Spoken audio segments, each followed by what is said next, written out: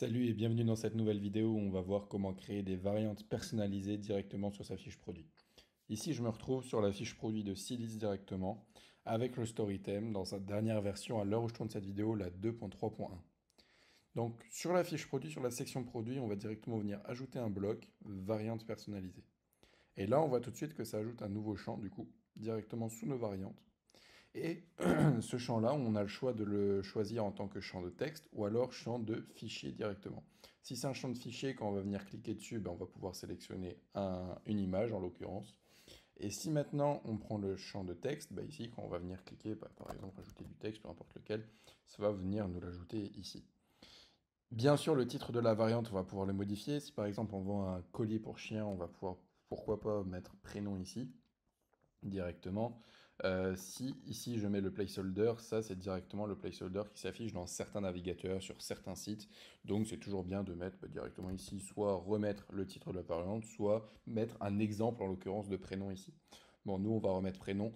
En général ça s'affiche pas, mais c'est sur les anciens navigateurs. C'est par sécurité, il vaut mieux le remplir correctement ici. Donc ici le prénom, par exemple on va l'appeler, je sais pas, Antoine. On prend en brun foncé un crayon, peu importe, on l'ajoute au panier, là on a directement notre prénom, c'est Antoine, et quand on va venir cliquer sur procéder au paiement, valider la commande, à ce moment-là, sur notre compte Shopify, on a directement des nouvelles variantes qui sont créées, en fait, des variantes qui sont, comme son nom l'indique, personnalisées. Là, j'ai ajouté un deuxième champ, une deuxième variante personnalisée, du coup, image. Donc, lorsque je vais cliquer dessus, par exemple, je vais mettre ma belle tête juste ici, on va voir un aperçu de l'image. Ça, c'est vraiment très cool, un aperçu de l'image. Ça, il y a beaucoup d'applications qui le font, mais encore une fois, le Storytime permet d'économiser plusieurs dizaines d'euros tous les mois en frais d'application parce qu'il y a beaucoup de choses qui sont directement incluses avec le thème.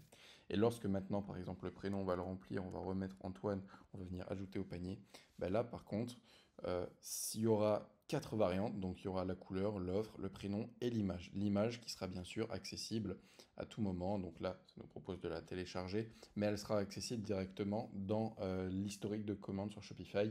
Donc, lorsque vous travaillez par exemple avec un fournisseur qui utilise des images, des variantes personnalisées, des prénoms personnalisés, enfin, en l'occurrence, je dis prénom parce qu'on la configure en tant que prénom, mais ça peut être littéralement n'importe quoi. En tout cas, vous aurez compris comment personnaliser ce genre de variante. C'est super simple avec le Storytime et ça marche du tonnerre.